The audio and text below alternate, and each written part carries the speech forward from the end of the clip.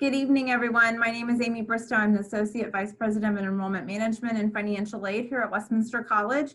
I've been at Westminster for over 24 years, and always all of that time has been in the financial aid office. So I can answer any questions that you might have as it relates to financial aid. I'll also tell you I have a son who's a junior in college. So I also sit on the opposite side of the desk as it relates to my son, and we've already completed our FAFSA for next year. So I understand both sides of it. And so basically what we're gonna do is we're gonna go through the financial aid process. And I will warn you up front, if you have never sat in on a full financial aid session, we're gonna cover a lot of information tonight. So as Jesse indicated, feel free to ask any questions at the end. We don't necessarily have a set time frame. If we go over and you need to log off, feel free to do so. But we want to make sure that we provide all the information so that you guys are prepared for the financial aid process, know when to do things and what to do, and then answer the questions that you guys have. So appreciate you guys spending your evening with us. And we're just going to go ahead and get started and kind of just take it through the process.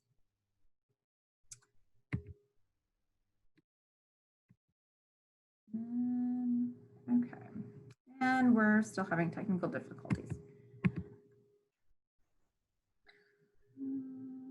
Okay, there we go. Okay, so first off, the first step of the financial aid process is here at Westminster is the merit-based scholarships. So once a student has applied and been accepted for admission, they are immediately evaluated for a merit-based academic scholarship. Due to COVID, we did decide to implement a test optional platform for admissions decisions this year because some of our students have not had an opportunity to take a standardized test, or they haven't had an opportunity to retake a standardized test. So we are going with whatever provides the student with the maximum scholarship opportunity that they would be eligible to receive.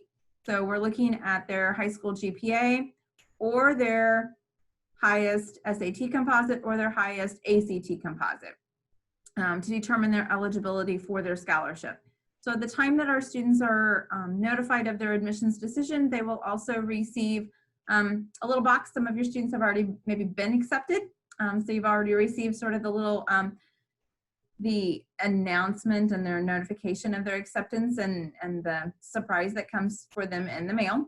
But in that packet of information is their official acceptance letter, and it will notify them of their scholarship that they're eligible to receive. At Westminster, our scholarships are guaranteed, which means that we do not impose a GPA requirement for the students to renew those scholarships. So whatever scholarship that a student has on the books, if you will, at the time that they enroll with us, that's the scholarship that will be able to be renewed for them each academic year that they're enrolled at Westminster. In addition to their merit-based academic scholarships, we also have participation scholarships.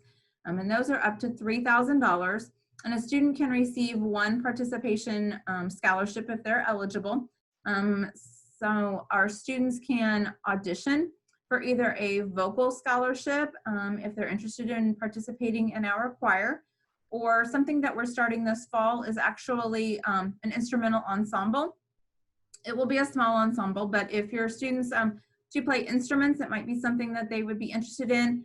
For instance, I have 2 percussionists at my house, and so they enjoy the small ensembles, jazz bands, things of that nature. So I would say it's probably going to be more like a jazz band or like a pep band format, as we're just starting that instrumental program. But the students would complete a questionnaire. They would audition either in person, or they can submit an audition tape to be considered for a music scholarship. And that would be in addition to their merit scholarship. We also have a cheer scholarship. So even though we are a NCAA Division III institution, cheer is not an official NCAA Division III athletic sport.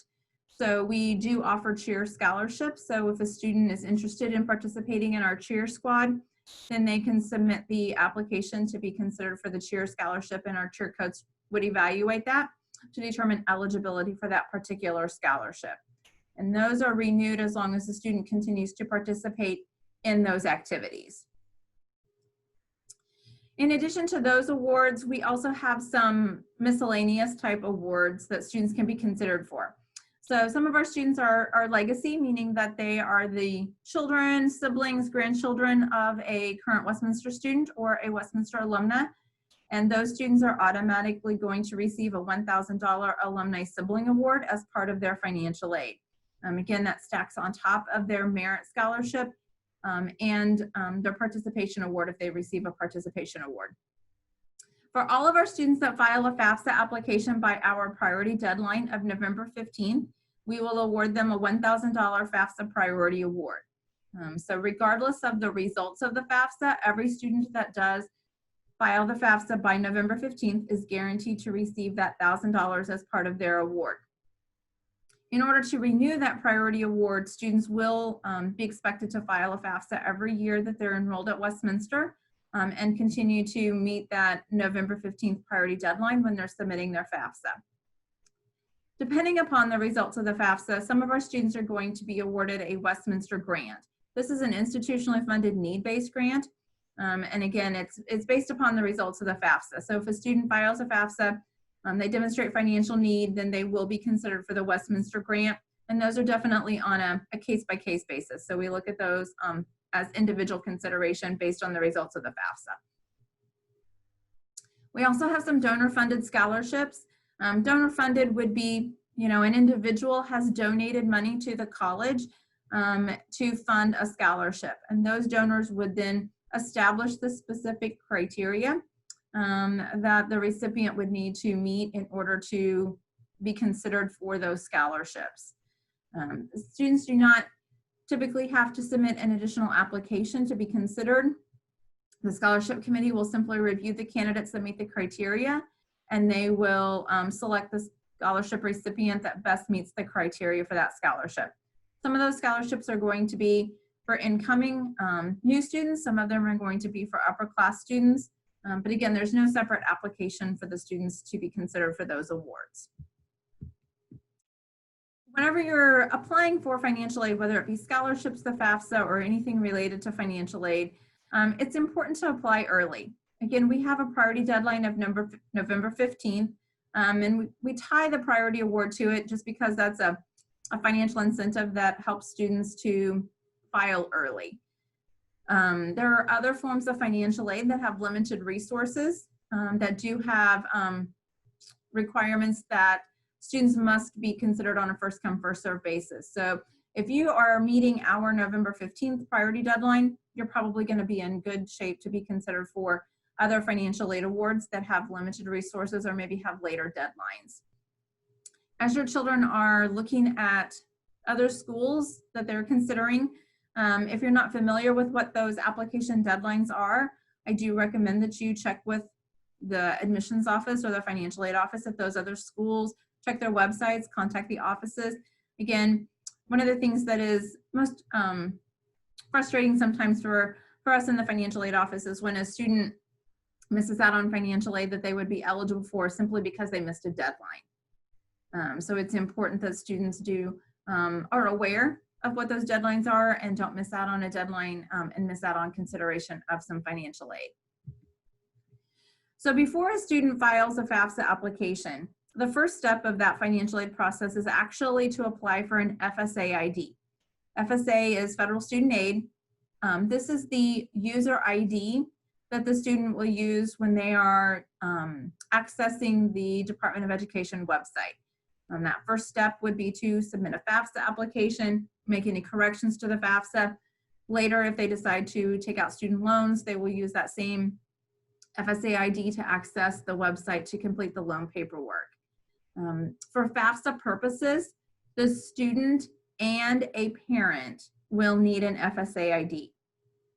So parents, if you have already filled out a FAFSA, either for yourself because you were a student and you filled out your own FAFSA application, or you have older children who have already gone to college and you've helped them complete a FAFSA application, and you already have an FSA ID, you will not need to apply for a new FSA ID. It's unique to you. Okay, so it's tied to your name, your date of birth, your social security number. So if you already have an issued FSA ID in your name, you do not need a new one. but your student will need one. And when you're applying for the FSA ID, again, it's unique to the individual. And one of the unique data elements is the email address. So the student cannot use the same email address as the parent, and the student should not use their high school email address. Okay, so depending on the high school, for instance, my son goes to Fulton High School, and they have a closed email network, which means that as a student, my son can only email his teachers, his counselors, other students within the school district, but he cannot email me and I cannot email him using his high school email address. Whoops. Sorry. So that's one reason why you don't want them to use their high school email, because it may not be accessible outside their district network. Another reason is once they graduate high school, that email address may be deactivated, or they may not be able to continue to use it. And so you don't, because the FAFSA is something that they will continue to file each academic year that they're in college, they will need to have access to that FSA ID. And if it's tied to an email address that has been closed or has been deactivated, that'll make it more difficult for them when they get ready to file the FAFSA for their sophomore year of college. So most students now have already created and established their own personal email address, but if they do not have one, now is the time for them to create their own personal email address.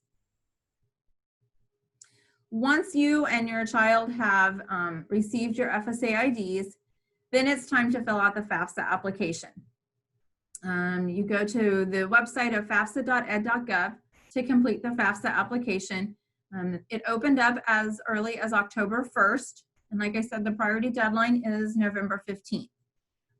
If you miss the priority deadline, it just simply means that you miss out on the consideration for the priority award, but it doesn't mean that you cannot still complete the FAFSA application. Okay, it's not it's not a definite deadline. That means that, November 16th and after that does not mean that you cannot continue to complete a FAFSA application. Okay, it is going to ask you to report 2019 federal income tax information on the FAFSA. That's the taxes that, we all filled out back in May. So hopefully you have your 2019 taxes already completed. Some of you may have filed an extension and may have still already completed your taxes with that extension option. Occasionally we do have families who have not completed their taxes yet. And I would encourage you to not delay in submitting the FAFSA application simply because the taxes have not been completed. Okay. You have the option to submit a FAFSA using estimated income tax information, and then you can go back and make a correction once your taxes have been completed. I would encourage you to facilitate the process to get your taxes completed as quickly as possible, because there may be some tax documents that we are required to collect as part of that financial aid process, and you can't submit those documents until you've completed your taxes. So if you are a family that normally files taxes late, I would encourage you to work with your tax preparer and see if you can go ahead and get those taxes done as quickly as possible so that it doesn't hold up any financial aid processes or consideration for your students. It is free to submit the FAFSA application. It's in the name. It's the free application for federal student aid. So do not pay anyone to fill out the FAFSA application for you. Don't pay your tax preparer, don't pay a consultant, don't pay anyone. If you need help, that's what we're here for. You can always call us, you can come in the office, you can email us if you have questions, you can contact your high school guidance counselors, you can contact the Department of Education directly. We are all here and available and happy to assist you with the FAFSA process, but don't spend money to complete the FAFSA. Trust me, you're gonna need that money to pay your child's educational expenses. So don't spend it in an area where it's not necessary for you to spend money for education, okay? The FAFSA is the one application that students have to complete in order to be considered for need-based funded financial aid, which can be funded by the federal government, the state of Missouri for Missouri residents, and the college. One of the questions that was submitted earlier asked if we require the CSS profile We do not. Some institutions will ask for a second financial aid application, which collects additional information, but we do not participate in the CSS profile. So the only document you have to complete is the FAFSA. You can list up to 10 colleges on the FAFSA application. So you're submitting one FAFSA application. It will go to all of the colleges that are listed on that FAFSA, as well as the state that the student is a resident of. And that will allow the financial aid offices at each of those colleges to determine eligibility for financial aid, as well as the state that the student is a resident will also be able to utilize that information to determine eligibility for state-funded financial aid. When you're ready to fill out the FAFSA, it's similar to filling out your taxes. So you want to go ahead and gather the documents up front if you possibly can, so that you can go ahead and submit the FAFSA, complete it in its entirety and submit it. You do have the option to save the FAFSA and go back into it and add additional information if you need to before you submit it. But you're going to need driver's license numbers, social security numbers for the parents. You should have your W-2s for the students and the parents, copies of tax returns, untaxed income documents, bank statements, business records, farm documents, and investment records. So it looks like a long list of documents. I understand that. And depending on the student and the family situation, some of those documents are irrelevant. Some of you may need all of those documents and others may just need a handful of them. So, but those are the types of documents and information that's going to be collected on the FAFSA application. Of course, as with any online application, we occasionally see errors, right? So to kind of give you an idea of the types of things to really pay attention to when you're filling out the FAFSA, first and foremost, the number one error that we see is students submitting a FAFSA and either the student and or the parent FSA ID is missing. You do have the option to submit a FAFSA without the FSA IDs. Some families will print off a paper signature page and mail that in, and others will just leave that rejected application sitting out there until they go in and they add the FSA ID. If a FAFSA is submitted without the FSA ID, the results are going to be rejected, which means that we can't use the information, then becomes unusable because the results are not tabulated by the Department of Education, and we cannot determine a student's eligibility for financial aid. So that's why I mentioned the FSA ID is really your first step before you sit down to fill out a FAFSA application, okay? Social security numbers, whether it be for the student or the parent, are critical. From our students' perspective, this may be the first time that they're utilizing their social security numbers. If they've never had a part-time job, they may not even realize that they have a social security number, okay? I know when my son sat down to fill out his FAFSA, he had no idea. He'd never had a part-time job, and so he didn't know that he even had a social security number or what he would even use it for. When it comes to the Department of Education, their identity is tied to their social security numbers. So that's kind of that ID number, if you will. It's kind of like, you know, our ID number with the IRS is our social security number. So the ID number for the student is their social security number with the Department of Education. So if a student makes a mistake and uses an incorrect social security number, transposes numbers, whatever it might be, that can create some problems with the processing of their application, and can definitely result in some deadline missing out on financial aid consideration. So it's really important that the social security number is accurate, not only for the student, but also for the parents. One of the most common questions that we get is regarding whose parental information needs to be submitted on the FAFSA application.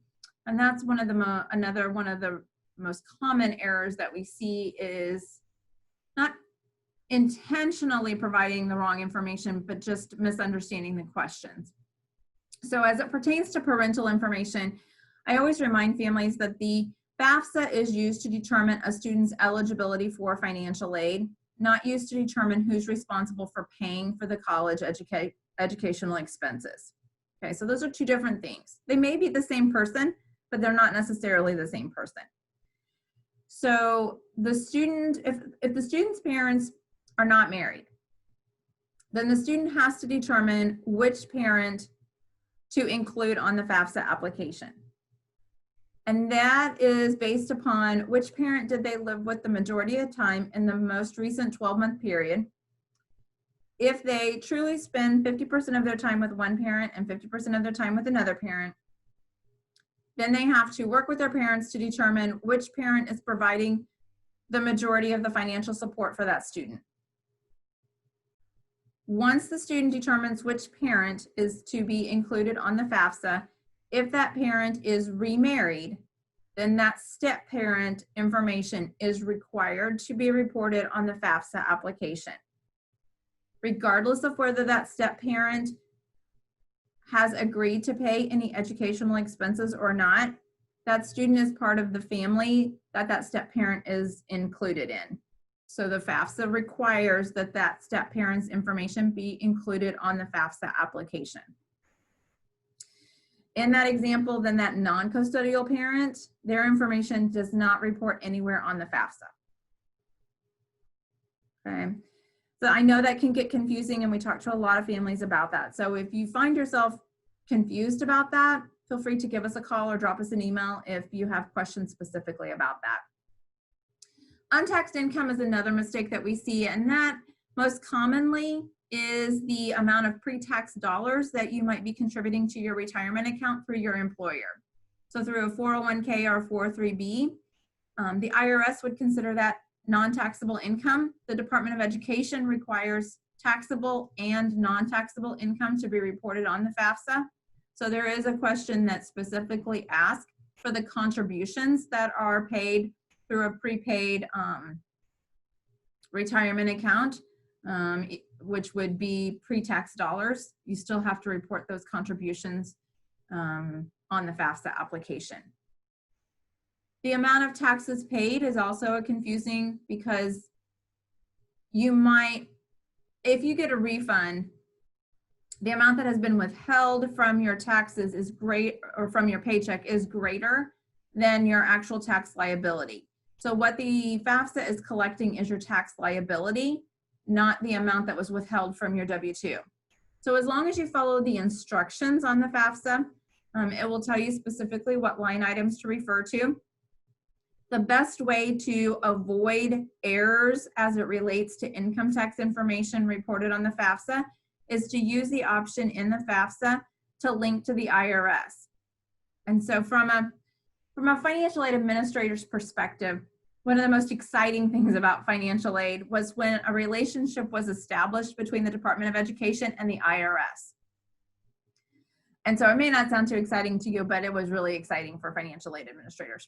And so what happens is there is truly a link from the FAFSA and the IRS tax documents. And so they will literally go into your income tax data with the IRS, and they will extract the data elements that are required to be reported on the FAFSA application, and they will literally just import that data directly into the FAFSA application. And then you know that that information is accurate and you didn't get off on the wrong line of your income tax return. And you don't even have to read the instructions because it just automatically imports for you. So I strongly encourage you to take advantage of that option if you can. There are some families that can't use that if their marital status or their family status is different than the 2019 income taxes. For instance, maybe you filed a joint tax return, but now you're divorced or separated, then that's not going to work for you. Maybe you filed single in 2019, but now you're married, so that won't work for you either. So there are some exceptions where families cannot use the data linked to the IRS option, but for the majority of the families, that is an option available, and I encourage you to take advantage of that. Okay, again, another common question that we receive is, do I have to include my parental information on my FAFSA application? My parents aren't going to contribute to my educational expenses. I'm paying for college all on my own. And so I don't want to include my parental information, or my parents don't want to include parental information on my FAFSA. So the Department of Education has very clear definition of a dependent versus an independent student. And so for dependent students, they are required to submit parental information on the FAFSA application. I can tell you that the majority of the students that enroll at Westminster are dependent students. They are traditional age students. Most of them come directly to us from high school. So they are in that traditional 18 to 22 years of age time frame.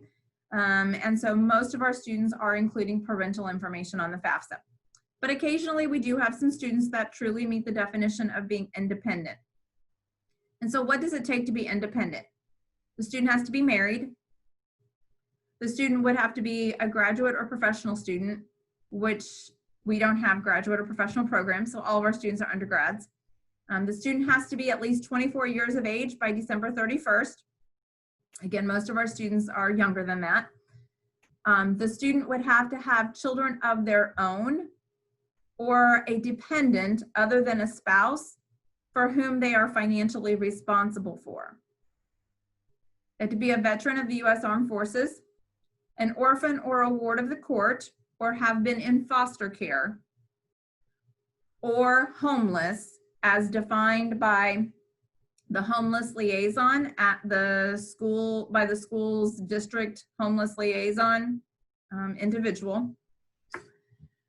Occasionally, we will have students that don't fit any of those criteria, but they also are not living with their parents. And so we all know that there are occasionally family situations where the student lives with other people, lives with grandparents, lives with friends' families, whatever that situation might be. And so if a student has a very unusual situation that doesn't fit into any of those criteria, then they need to have a conversation with me and talk through that particular situation. And depending on that individual evaluation, we may be able to allow the student to apply for financial aid without parental information. But they're going to have to provide us with some specific information and some documentation to verify that particular situation. Again, those are rare and we don't see them very often, but we do see them. And we know that those situations are out there, and we'll work with them on a case-by-case basis when we're made aware of those situations. Once the FAFSA has been submitted, it's going to be processed by the Department of Education, and it does take 1 to 3 days for that FAFSA typically to be processed. The student will receive an email indicating that the FAFSA has been submitted and it is being processed. This parent email address is also provided on the FAFSA, and so the parent will also receive an email from the Department of Education once that student's FAFSA application has been processed. At the time that the student and family is notified that the FAFSA has been processed, the results of the FAFSA is called a student aid report, and that's available back out on the FAFSA website. Common error that we see families make is they get the email, it says the FAFSA has been processed, and they don't do anything. They're just like, okay, check that off. The FAFSA has been processed. It's been sent to the schools. I just now need to wait for the schools.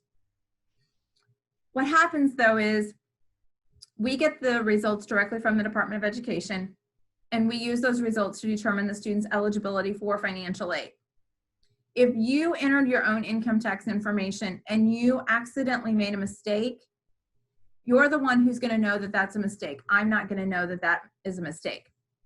So for instance, if your adjusted gross income for 2019 was $50,000, but you accidentally entered an extra zero and you reported your income at $500,000, when I get those FAFSA results and I see the family income at $500,000, that significantly changes the student's eligibility for financial aid.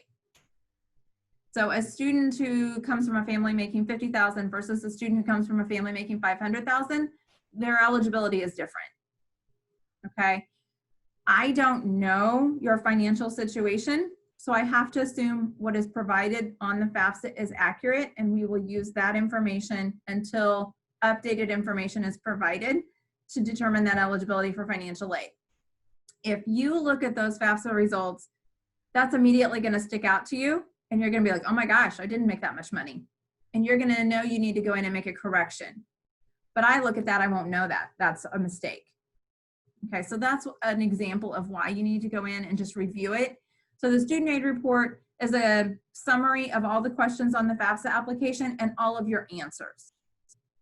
Okay, so again, you're gonna know if those answers are correct or not. I'm not gonna know.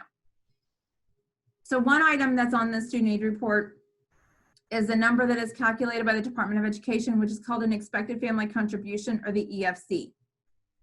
That is a number that we use in the financial aid office to determine the student's eligibility for financial aid. One thing that does not happen when you receive the FAFSA results in the student aid report is the Department of Education is not going to tell you what financial aid eligibility your student has. That information comes from the financial aid office, not from the Department of Education. So that is a disappointment sometimes for families that they think, I submitted my FAFSA, I got the FAFSA results, but I don't know any more than I did. You have to wait for that information to come from the financial aid office. And that expected family contribution is just one of the data elements that we use to determine that eligibility. The student aid report will also tell us if the student has been selected for verification, which is essentially an audit of the FAFSA, and we'll talk about that here in just a minute. Whenever you're filling out the FAFSA application, you do have to follow the instructions. And so I mentioned earlier, the FAFSA is collecting income tax information from 2019. But we all know 2020 has been really crazy, right? And we have had a lot of families who have experienced unemployment, underemployment, maybe some changes in household situations. A variety of things may have taken place in 2020. And so today's situation in the household may be completely different than what it looked like in 2019. But the FAFSA is collecting 2019 data. So if you find that the FAFSA is not an accurate reflection, either financially or household dynamics, then that's a conversation we need to have. And you need to contact me and you need to share that information with me. I know I'm a stranger. I know you don't know me. I can assure you that what you share with me is maintained in confidence. But if you don't share a situation with me, I don't know. And if I don't know, I can't help. And before you would make a decision that you can't afford to send your child to Westminster, or you can't afford to send your child to college at all because of changes in your family situation, you need to have a conversation with me and with other financial aid administrators at schools that your children are still considering. What this process allows us to do is to work with a family individually, collect additional documentation regarding a very personal situation within your household. We will use that documentation to reevaluate the FAFSA application and use the updated FAFSA to determine your student's eligibility for financial aid, with the goal through that whole process to identify additional financial aid resources that your students would be eligible for, in hopes that they can continue to make Westminster an affordable option for them, but at the very least still make college an affordable option for them. Okay, so again, we can't help if we don't know. So if you find your family situation needs to be discussed, and it may not be this year, just because 2020 has been crazy for some people doesn't mean it's been crazy for everybody. And maybe 2022 is your crazy year, right? So it doesn't have to be the year that your child is starting college. It may be the year that they're a senior in college, and that's the year that you need to have that conversation. Maybe you never have to have it, and I hope you don't. But just know that there is a process for that if your FAFSA is not accurately reflecting your current situation. I mentioned verification is essentially an audit of the FAFSA application. The Department of Education will identify the FAFSAs that have to be verified. And that will include at least 1/3 of all FAFSA applications do need to complete the verification process. For the students that we are notified that need to complete verification, we will send out a written notification by mail to those particular students, and we will ask for additional documentation. That documentation has been identified by the Department of Education, and so we are told what documents we're allowed to collect as the mandatory documents. And until that documentation has been submitted, we cannot finalize your child's eligibility for financial aid. So it's mainly tied to tax information. So we may be asking for a tax return transcript or a W-2. There is a verification worksheet that we will send out to the students. So just know that if your student receives this particular letter in the mail, we do ask that you try to reply back and provide the documents as quickly as possible so that we can provide back the results of your student's eligibility for financial aid. And if your information, if it all matches, then their eligibility doesn't change. But if we find that some of the data was accidentally submitted incorrectly, then we do have to correct that. And we will go into your student's FAFSA application and make a correction. And that will be resubmitted to the Department of Education, and eligibility for financial aid will be based upon that updated FAFSA information. Once all of that has been completed, financial aid really boils down to a very simple mathematical formula. So we take the cost of attendance, what does it cost to be a student at Westminster College, minus the FAFSA results, which is the EFC, equals financial need. And it all boils down to, does a student demonstrate financial need? And if they do, they can be considered for need-based funded financial aid. It's really that simple. But you have a lot of steps that you have to go through to get to that point. When we're talking about cost of attendance, that is unique to the individual school. So the cost of attendance at Westminster is different than the cost of attendance at the University of Missouri. It's different than the cost of attendance at Moberly Area Community College. It's essentially your sticker price. What does it cost to be a student? Not only what are we going to bill you, but what are the miscellaneous expenses that the student and families might incur as a result of the student being a student, right? So just because my son, is in college and he lives in a residence hall, doesn't mean that I don't still have expenses for him at home. He still has a cell phone bill, he still has auto insurance, he still has to have clothing. Like, there are still things that he has to have, even though he's not living under my roof 9 months out of the year, right? So those are the kinds of miscellaneous things that we're taking into consideration. So what does that really mean? So visually, if you have 3 different schools, 1, 2, and 3, 1 being the most expensive school, 3 being the least expensive, it's all based on the individual cost of attendance at the particular school. The EFC is the same because that is based upon the student's FAFSA application. So regardless of the school and the cost of the school that the students are applying to, the EFC is the same. So just because a student applies to Harvard and they apply to a community college doesn't mean that the EFC is any different. Even though the cost of those 2 schools are completely different, the student and their family's financial situation doesn't change just because they want to submit an application to Harvard, right? It is what it is.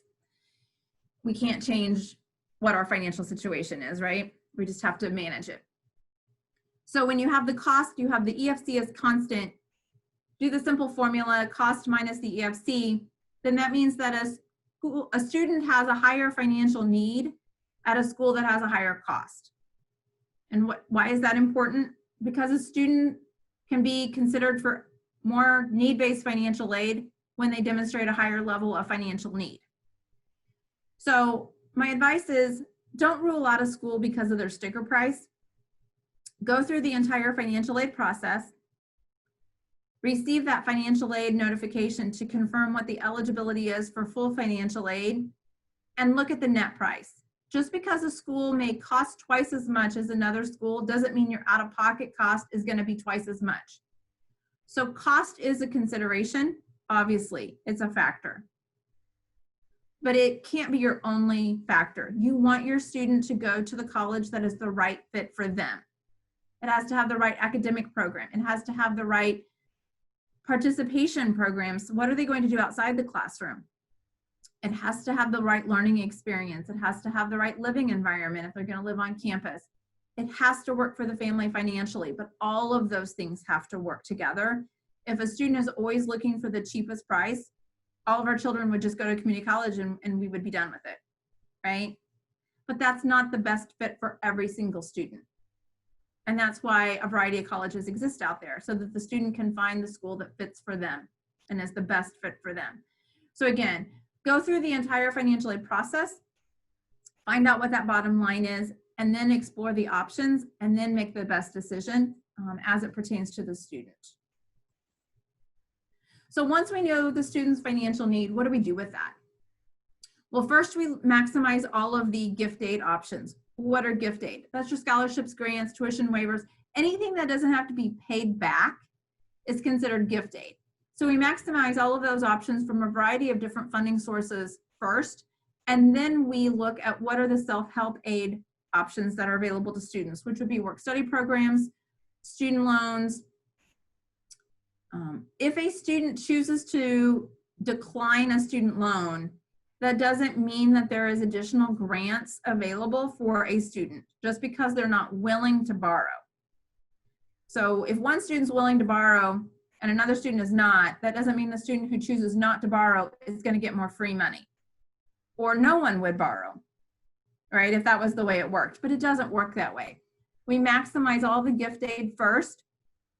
We will offer loans to students, but it's an option. It's definitely not mandatory. But I can tell you that many of our students do have to borrow in order to, one, go to college, and two, enroll at Westminster. I, as a student, borrowed, and I would not have my college degree without student loans. I know there's a lot of negative opinions about student loans that are out there, but again, I wouldn't have my college education and wouldn't have my job without my college education, and I wouldn't have been able to do any of that without student loans. And I lived the American dream. I got married, I bought a house, I had 2 children, I had 2 car payments, and I paid my student loans, right? It can be done. So it's not something to fear, but it is definitely not something that is mandatory. And if a student can get by without borrowing, that's a win-win for everyone. But sometimes they have no choice and they have to borrow, or they won't be able to go to college. What are the sources of financial aid? We have your state aid. So if you're a resident of Missouri and you're staying within the state of Missouri to go to college, then a student can be considered for the Access Missouri and the Bright Flight. We're going to talk about each one of these in a little bit more detail. The federal government has grants, work programs, and student and parent loans. As an institution, we have scholarships and grants that students are considered for. At some other colleges, they may only have scholarships, but we do have need-based grants in addition to the scholarships that students are considered for. And then, of course, there are private scholarships. And I encourage you to encourage your children to apply for private scholarships. Now is the prime opportunity for them to submit applications for scholarships. There are some scholarships that upper class college students can apply for, but the majority of them are focusing on incoming freshmen. So now is their time to submit those applications. So encourage them to work with their guidance counselors, see if their churches offer scholarships, any civic groups within your community that they might be eligible to apply for. Sometimes there are businesses or employers, sometimes employers of the parents may have scholarship opportunities for, employees' children. If your child happens to be Native American and they are a card-carrying member of a particular tribe, a lot of the tribes have scholarships that students can apply for that people aren't even aware of. So definitely encourage students to do that.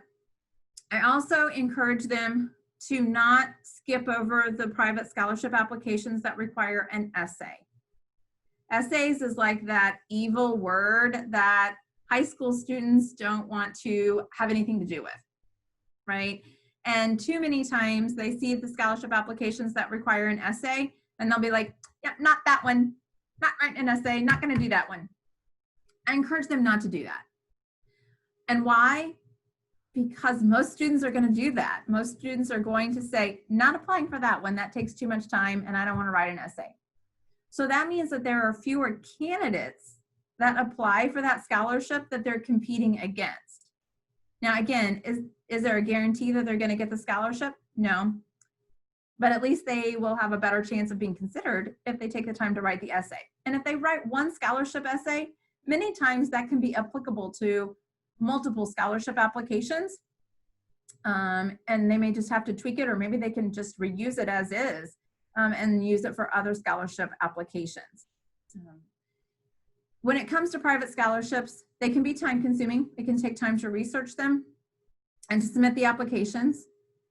And there's no guarantee with a private scholarship except for one. And that one guarantee is if you don't apply, you're guaranteed not to get it. So please encourage them to take the time. I know it's hard. Even I struggled getting my son, who's now in college, to submit applications, and this is what I do for a living. And he still looked at me and was like, I don't have time to do that. I'm so busy. So just encourage them because now's that perfect opportunity to submit those applications. Okay, so we'll go through these kind of quickly, but I just want to make sure everybody understands a variety of different programs that are available. So Bright Flight is the state of Missouri's academic scholarship. So it's tied to their standardized test, either ACT or SAT. That magic ACT score is a 31 if they want to be in the top 3% of the test takers across the state. And that award can be up to $3,000. It is not tied to the FAFSA. So this is a non-need-based award, non-FAFSA award, strictly tied to their test scores. So the test scores go directly to the state of Missouri, and they will use that to determine eligibility for the Bright Flight Scholarship. Maximum award is $3,000 per year. It is subject to budget appropriation. So to give you an idea, this year students are only receiving $2,400 based on limited budget appropriations, okay? The need-based award from the state of Missouri is called Access Missouri. It is based upon the results of the FAFSA application. So the FAFSA results go to the state of Missouri for Missouri residents, and that is used to determine their eligibility for the Access Missouri award. The maximum award is up to $2,850, but again, it's subject to budget appropriations. So this year, the students are receiving between $1,500 and $2,000, again, based upon limited appropriations with the state budget. But this is tied to the FAFSA. And any state funding from the state of Missouri does require a 2.5 GPA for renewal. So as a sophomore, junior, or senior, they do have to maintain that 2.5, or the state will pull that funding from that particular student. From the federal government, based upon the results of the FAFSA, you have the Pell Grant, and that is based upon the results of the FAFSA. So the lower the FAFSA results, the lower that EFC, then the greater chance that the student has to be considered for a Pell Grant. For this year, that EFC had to be $5,711 or less in order to qualify for a Pell Grant. So anything above that did not receive a Pell Grant. But again, that is only one form of financial aid. Sometimes that gets confusing. Families will think, well, I don't qualify for Pell, so I'm not going to qualify for anything. That's not true. It's just one form of financial aid, okay? For students who file, who do qualify for a Pell Grant, there is a Supplemental Educational Opportunity Grant provided by the federal government. And it does have limited resources, so it's not something that every Pell student is guaranteed to receive, because once the money runs out for that particular year, then we will not receive an additional appropriation for that particular award. So we do use the priority deadline of November 15th to confirm eligibility, and it is a grant that does have to go to the Pell Grants recipients. We also have a work study program, which is federally funded, and it is based upon the results of the FAFSA. So in order for a student to work on campus, they do have to qualify for federal work study. Some colleges will have part-time employment on campus. We do not have part-time employment for our students. So in order for them to work on campus, they do have to qualify for the federal work study program. They will be paid minimum wage, which is currently $9.45. And they typically work about 5 to 7 hours a week. It's not a program that they're going to get rich, but it is a way for them to make work a few hours, make a little bit of extra money that they can either use to help cover educational expenses, or they can use to cover personal expenses as a result of being a student. So it can either be their personal spending money, or you can fund their personal expenses and they can use that work study and apply it to their outstanding balance, either way. Variety of jobs on campus, and that is coordinated through Human Resources, and they will work with Human Resources once they are on campus in August to apply for employment. It is a real job, and so they will complete personnel forms just like they would if they were working at McDonald's or anywhere else in a private part-time employment. So they'll fill out an I-9, a W-4 form, they'll have to provide their identification, and we will issue them a W-2. So if they have to file taxes, they will need to include their work study W-2 along with any other part-time W-2s that they have. The FAFSA also allows students to borrow student loans. So that traditional student loan is called a Federal Direct Stafford Loan. The student is the borrower. They do not require a cosigner. So the student has 100% legal responsibility for paying the loan back. They're not required to make any payments while they're in school. There are two types of Stafford loans. There is a subsidized Stafford loan and an unsubsidized Stafford loan. And the difference between the two is one is need-based and one is non-need-based. And again, depending upon the results of the FAFSA, then we will determine their eligibility for subsidized versus unsubsidized. For the subsidized portion of the loan, there is no interest that accrues on that loan while the student is enrolled in school at least half time. So it's essentially an interest-free loan while they're in school. The unsubsidized Stafford loan doesn't have the government subsidy. So interest does begin accruing on that loan at the time that it is dispersed, and the student has the option to pay the interest while they're in school, or they can choose to defer the interest. If they choose to defer the interest, then that interest is going to capitalize. And when I have an opportunity to ask the students directly, many of them don't even know what capitalized interest is.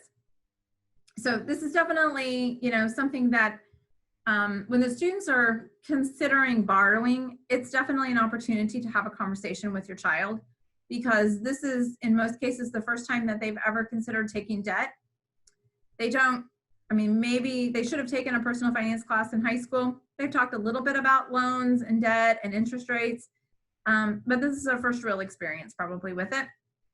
And so they're going to learn more from you than they do anyone else. So take this as an opportunity to teach your children about borrowing. It is going to be the easiest loan that a student ever receives.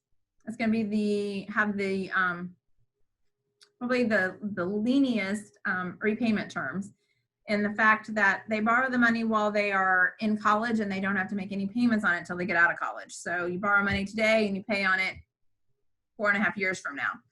You're not going to go to the bank and they're not going to loan you money with the same terms like that. Interest rate is currently fixed at 2.75%. They will have a 6-month grace period, which means that they graduate, they'll have 6 months to get established and settled in before they'll have to start repayment of their loans. And then they will make monthly payments for up to 10 years or until that loan is paid in full. The amount that our student is eligible to borrow is based upon their grade level. So first-time freshmen typically are borrowing up to $5,500 for the academic year. Up to $3,500 of that can be subsidized, so the additional $2,000 would be unsubsidized. So again, regardless of what school the student is attending, Harvard, community college, or anywhere in between, it's still a maximum of $5,500 that a student can borrow. Just because they choose to attend a college that costs more money does not mean that the federal government allows them to borrow more through the Stafford Loan Program. For students who are independent, and we talked about that earlier, what defines an independent student. For the independent students, they are allowed to borrow more. They can borrow up to $9,500 for the academic year as a freshman because they are paying for college on their own. They do not have parental financial support, so they are allowed to borrow more than a dependent student. You'll see as the students progress through their education, the amount that they can borrow per academic year does increase.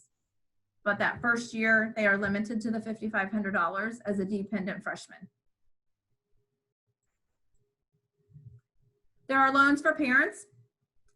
It's called the Federal Direct Plus Loan for undergraduate students.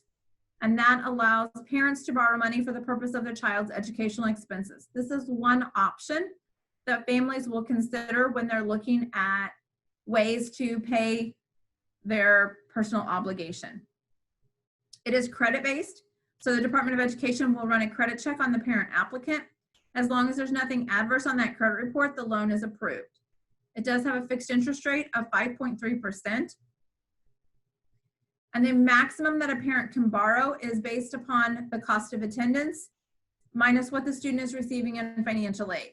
So unlike the student, the parent is allowed to fill the gap with this loan if they choose to. And that gap could be $5,000, $10,000, $20,000, depending on the individual situation. They can request whatever they need, and as long as they're creditworthy, they'll qualify for the loan. Unlike the students, parents do begin repayment within 60 days of the loan being dispersed. Most of our loans are going to be dispersed half for fall and half for spring. So 60 days after the spring disbursement is when parents typically start making their first payment on the PLUS loan. So that's going to be around the beginning of March of that freshman year. And then they will make monthly payments up to 10 years to pay that loan off. The PLUS loan application is only in one parent's name. It's not a joint application. So it's not like a mortgage. Like my husband and I have a mortgage, it's in both of our names, right? If we were to take a parent loan for our son's education, either I would be the borrower or my husband would be the borrower, okay? So it's not a joint application. Having said that, I will tell you occasionally we have two parents that will take a loan.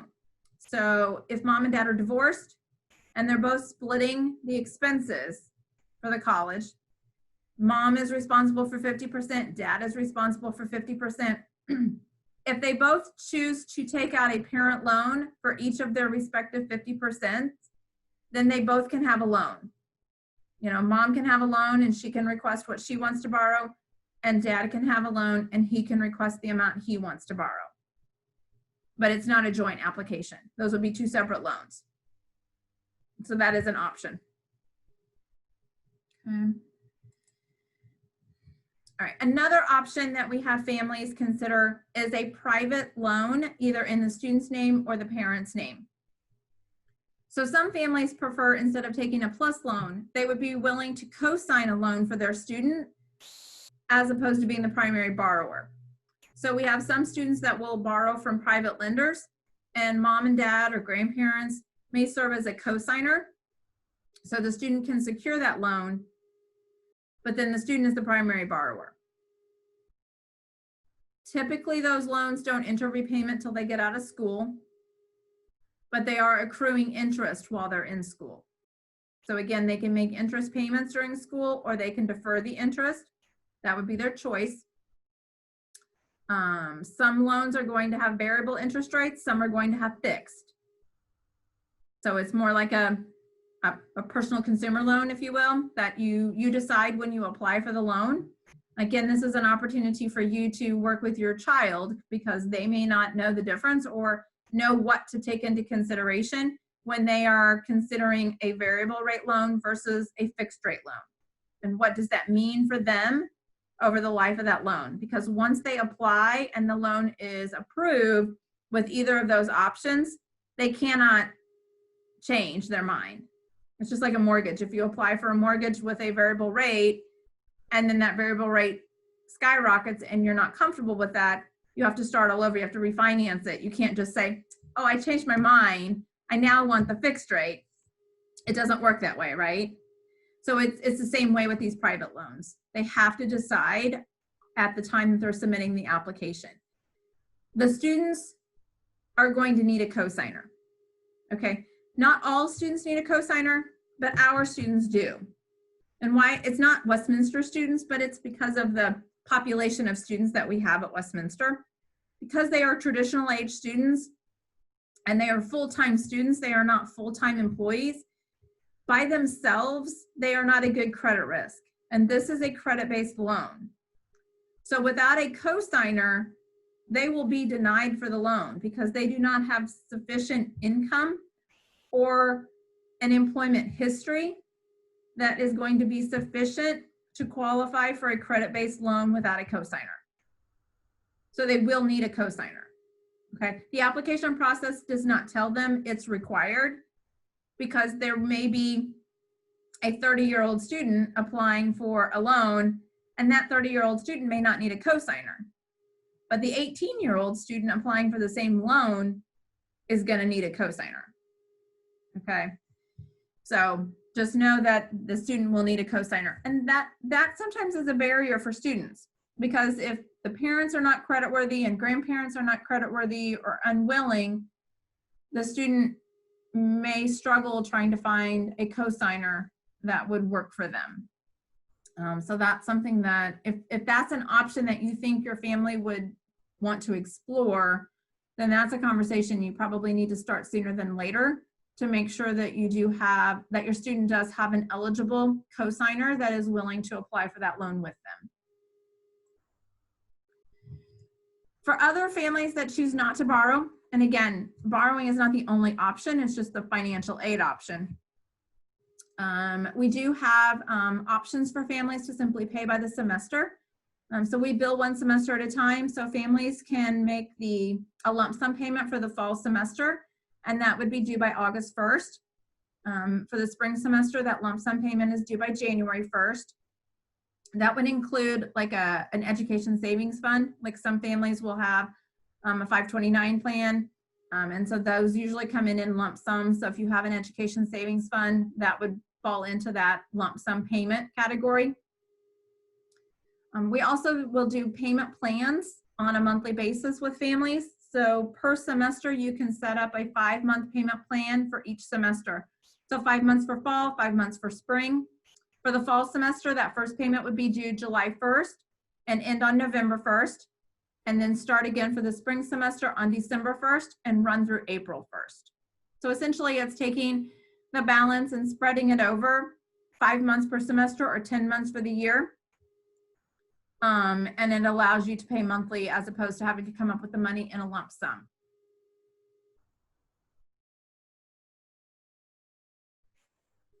All right, I warned you it was a lot. Okay, so that's all the information. I think I've answered most of your questions that were submitted through the registration process, but as Jesse indicated, if you guys have additional questions, please submit them through the chat function and we'll answer each of those before we sign off for the evening.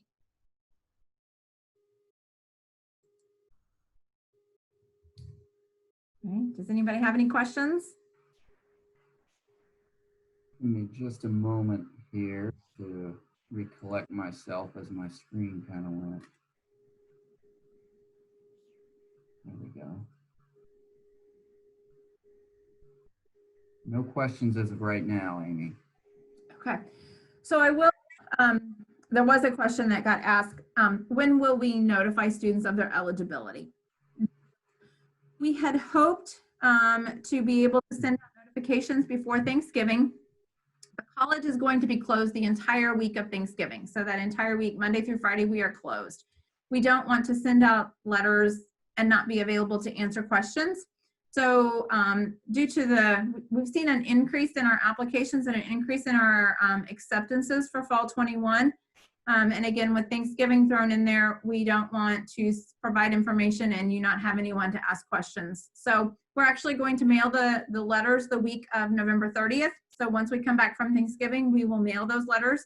So for students who have been accepted for admission and they have filed their FAFSAs by that November 15th priority deadline, we will definitely be mailing those letters out the week of November 30th. You will receive follow-up contact with your respective admissions counselor, and they will request a time to talk with you by phone or by Zoom to simply have a financial aid conversation, go through that financial aid eligibility, compare that to the cost, and go through options so that you know what the financial gap is and what options are available for your family to consider in regards to paying for that gap. So just kind of tell your students to kind of be watching for that communication from their counselors, but we will mail the packet. So that will come in your mailbox. We still do some traditional stuff. So we'll send it home. We won't send that electronically.